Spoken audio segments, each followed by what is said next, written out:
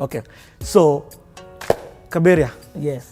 For those of you who are catching us, this is episode 2. That first nice was a nice introduction. Yeah. Okay, let's continue. Now back to you. So you've been playing this Kayamba. Where do you go? So now I'm in this chapel playing this Kayamba, grow up and doing this. So as we are living, now let's go to my Nyeri primary life. As we are living in, all this actually began by you asking me about my music. So my dad realized that, and my mom, they supported. Buy a shaker here, he got some other 2 drums again from little drums from Bomas of Kenya, which is a cultural place in Kenya. And then there's this lady who used to come and teach the boarders piano. The boarders in that place, the place where I lived. I was a staff child, so we were living in this house, but in the compound, so we used to interact a lot with the boarders. Because are the ones who are there. And so most of the friends I formed, so you had brothers and sisters in a weird way. Yes, in a weird way. So most of the friends, my classmates who are boarders, will hang out over the weekend. You get what I mean? I get, yeah. So anything that they do, we'll do. Like prep time, I decide I'm not staying in the house. My friends are in class for prep, let me go.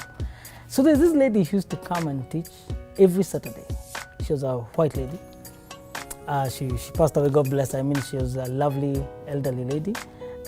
She used Remember her name? Yeah, Mrs. Prickett, the late Mrs. Gertrude Prickett. She was wife to an author of that generation. He used to author books about the Big Five and wildlife. And he was housed by the Treetops, which is the Treetops and Outspan Hotel. The Treetops, I think, are run by, I don't know whether they're run by Sarova now. I don't know, I'm not sure. I don't know. Don't get me wrong. I don't want to defame somebody. It's where the queen became the queen. Yes. Now, he was there.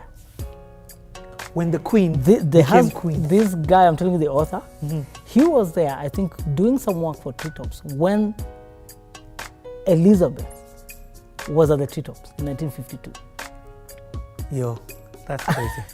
And I think when Elizabeth became Queen Elizabeth, when Princess Elizabeth. He was amongst the people who saw her come down from where she was staying in her quarters when she was told that the dad, Georges, passed on. So there's something I need to find out, because I've been trying to get that story, because I know that this man was knighted, Sir Prickett.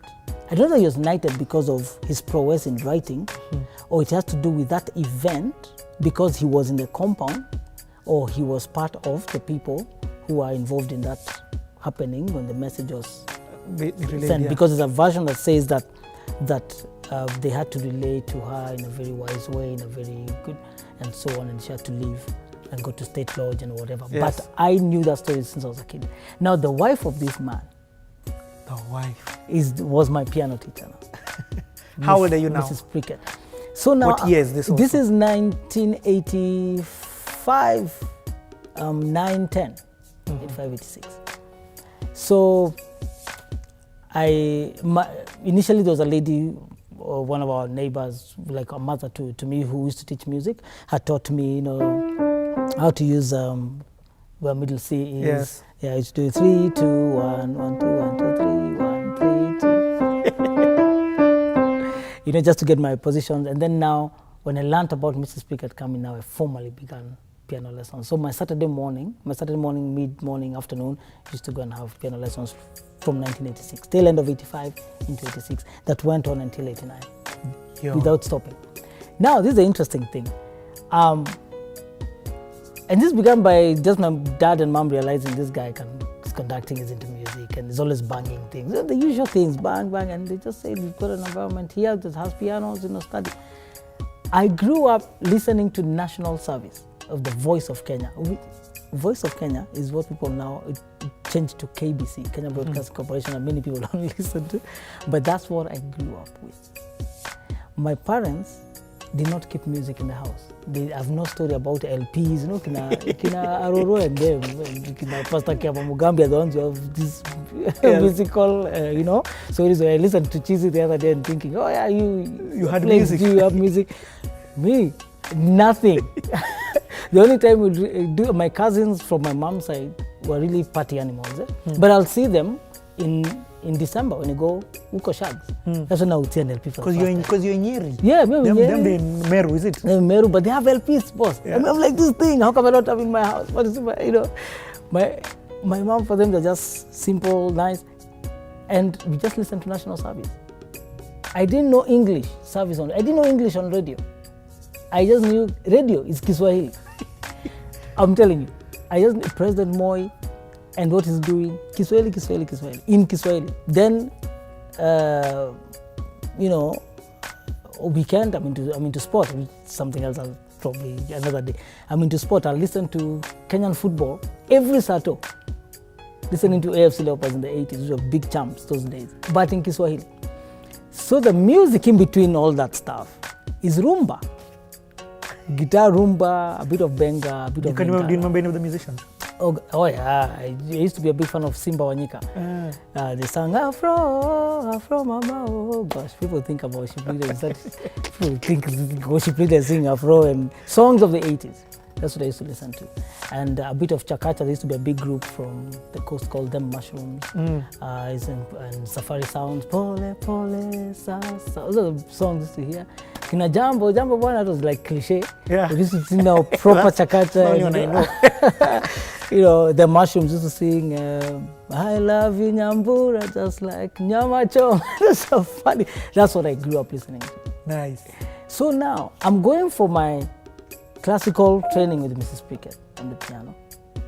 But I'm thinking, there's something else I'm hearing already. That's different from this. It's different from this. But I classically trained. Man, that lady should tell us, do 5-finger exercises. She's British. So your wrist has to be parallel to the reflection here or even up. Okay? For example, here. It has to be there.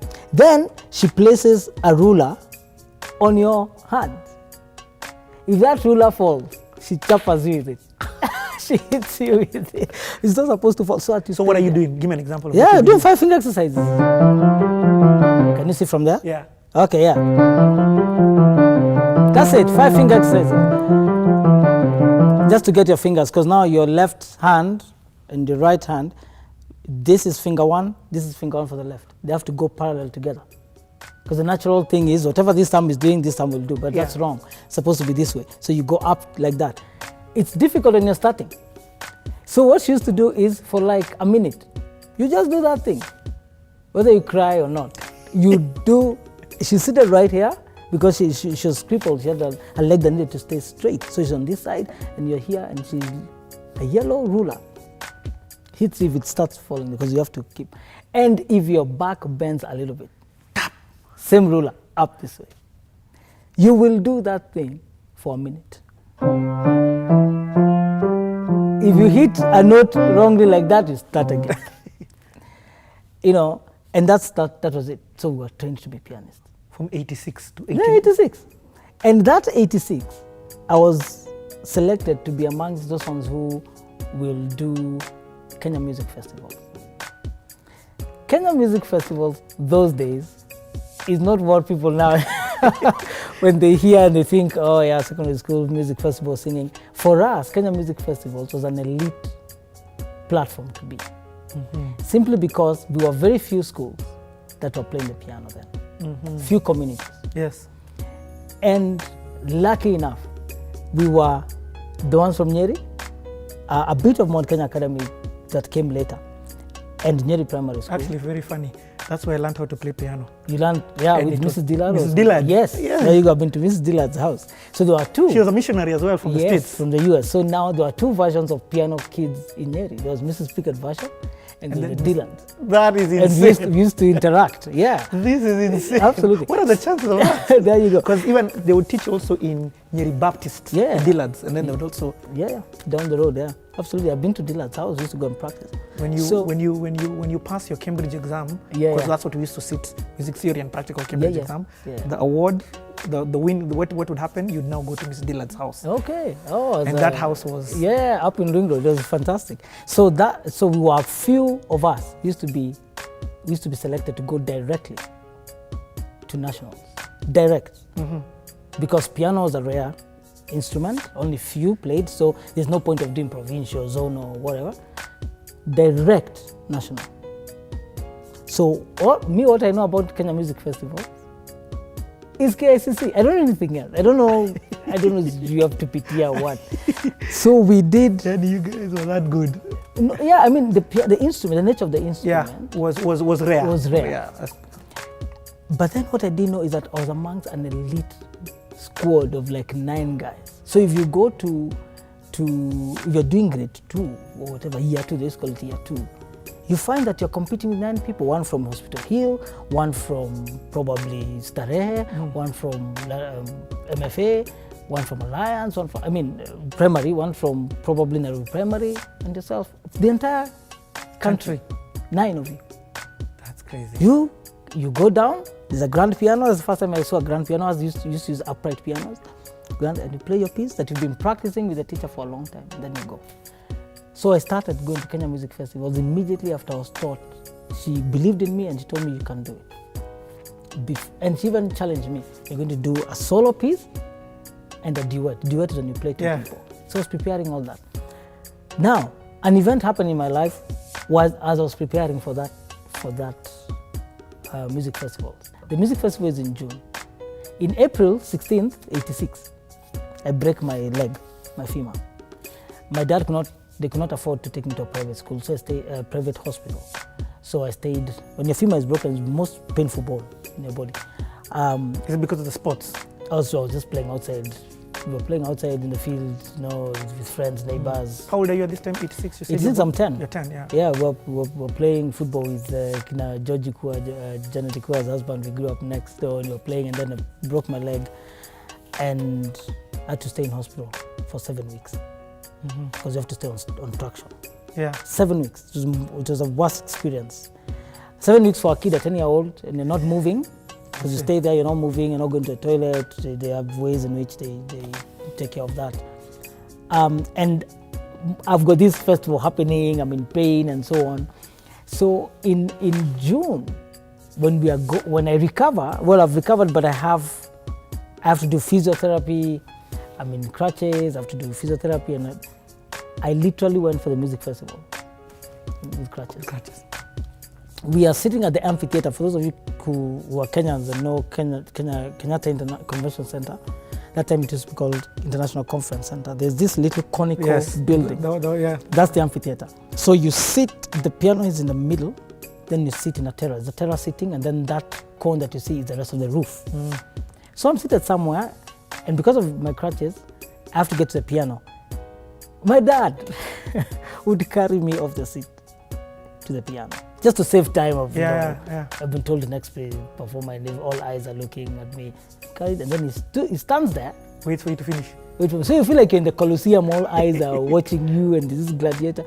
And man, that's a small moment, but I remembered him the other day, and I told him, man, thank you for that. He would stand there. This guy doesn't know how to play the piano, but he just said, whatever, you seem like you like music, we'll support. He's a storeman. He's not some rich guy who's earning money. He's just a storeman who got favor to live in that school. And he watched my progression of learning piano. I didn't do well because I was affected by that whole lapse of staying physio and so on. So I think I was 6th. And even the duet we didn't perform well with the person we were playing with. So I said, next year, the comeback will be major. I went back to Mrs. Speaker and I told her, I'm gonna come back. By that time, I think I'd become one of her senior players. And it's classical playing pieces. I told her, why don't I work on just one piece and make you proud? And that's what we did. That year I was 2nd. Nice. So I came like a certificate from Kenya Music Festival. Iconic, and I told my dad, yeah, it is. And that's how now I could say my grounding. When you come from a percussive culture and you have a melodic instrument and you can sing because you've been singing in the choir, your musicianship level is high. And piano is, in my opinion, the best Western instrument to learn music. Because you're just told, this is D. You can see it, you can press it, you can hear it. It's the simplest thing. If I told your small daughter, this is D, they'll remember because they played. So from there, then my understanding of music was quick. So by the time I go for a Saturday class, piano, and you go back to class normal in class 6 or 7, and you've been told the scale. Me, I'm thinking, what you're telling me in class 6, I learned it last year. Because I've been yes. So it was easy for me to. You must have passed music and flying. It was so easy. And at this time, what do you do for? Is it KCPE? So I'm still in primary. I'm doing primary. Yeah. No. For Kenya Music Festivals, you get a certificate. Then. Because you said you passed music. That means art and craft and music was in your KCPE. You were doing KCPE. I did English, Kiswahili, maths, science, art and craft and music was on paper. Art and craft. Art, drawing, painting, and craft. You have to make something like a weave or something, and music. All examinable in KCPE. Home science and business education. Geography, history, and theory. So music, I did the paper and passed. Art and craft and music and passed. So I finished my KCPE in 1989. I think that time I've done 3 years of Kenyan Music Festivals. I've done well. Then I get to go to high school. Now, when I go to high school, which is also in Nyeri, Kagumo High School, there was no advanced music program. So when I attend assembly, the first assembly, now I'm in first form. In first form, those days I'm from the generation that was really had a hard time as a form 1. I'm just trying not to use heavy words. Your thing is going international, but for those of you who are non-Kenyans, if you're in your first form, you had a hard life. Being sent everywhere, being demeaned, some people used to be slapped here on the back. So when that generation was our generation. But there's this day I hear piano playing, and he's not playing classical music. He's playing the rumba. Remember I told you about how I grew up? Yes. A guy is playing the piano, and it's sounding like the rumba bands, Simba Wanyika and them, that I've been hearing and grew up listening to, and that's what I want to play.